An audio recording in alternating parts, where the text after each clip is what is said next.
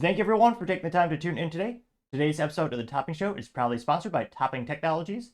Topping Technologies is an IT value-added reseller and services company with a special proficiency IT security. Heck, I see their founder at least twice a day. Guys, he's quite handsome and brilliant. He's me, you see, that's the joke. If you're an IT leader or a business owner, reach out to the team at sales@toppingtechnologies.com. Also, trying to get to 4,000 subscribers by the end of the month. So if you can click that button and tell your friends, I would greatly appreciate it. Now, going over to the business part of the podcast, you have Costco gold sales up nearly double digits as Americans try to escape the ever painful thing of inflation, thanks to the government printing more money, thanks to politicians on the left and the right eroding the dollar to be basically worth, well, darn near next to nothing. Now, this is brought to you thanks to the OG search engine Yahoo Finance. Specifically, we're giving credit to Brooke DePalma and Brian Sozi, who are writers over there. They quote, Costco is still selling gold bars like hotcakes as prices surge. There you can see I believe it's literally called 1 ounce gold bar PAMP Susie Lady Fortuna Parisian, new in SA. I am not intentionally, but probably butchering most of the pronunciation there. Now they say, quote, Costco is slinging a lot of gold bars as prices for yellow metal continues to surge. Sales of gold are up double digits in the most recent quarter. Costco CFO Gary Millerchip told analysts on an earnings call. He went on to add that the gold was, quote, meaningful tailwind to the e-commerce sales that quarter.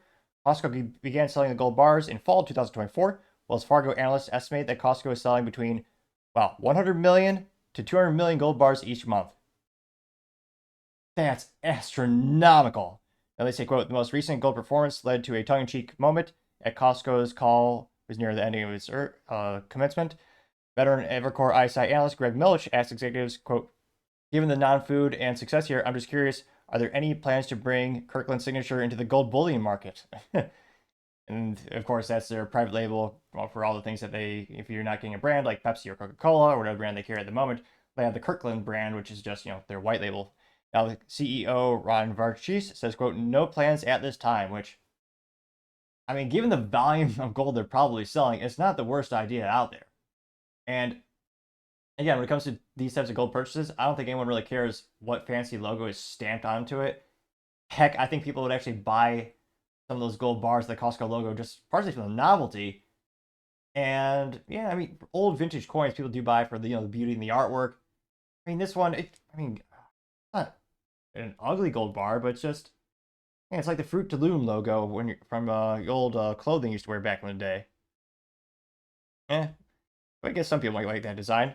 Now they say, quote, it's likely that Costco's gold business will stay lucrative in the near-term future.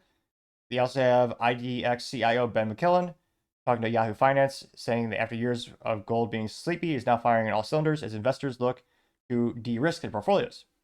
McMillan, again, Ben McMillan, who's the IDX CIO, says, quote, gold historically has been kind of associated with very risk-off and very light to safely handled types of trades and hard-landing recessions. Despite the hefty sales of gold, Costco bread and butter is still hawking products like bread and butter to cost-conscientious shoppers. Its fiscal fourth quarter same-store sales growth came in at 6.9% compared to the estimates of 6.4%. E-commerce sales jumped, 19.5%, slightly lower than expected 19.63% that Wall Street was projecting. So it caused the stock to dip a little bit.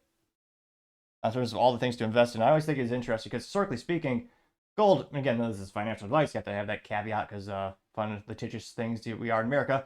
But it's all this is where a lot of people will buy gold because they're worried about the doomsday and what will they do when the collapse of the U.S. dollar.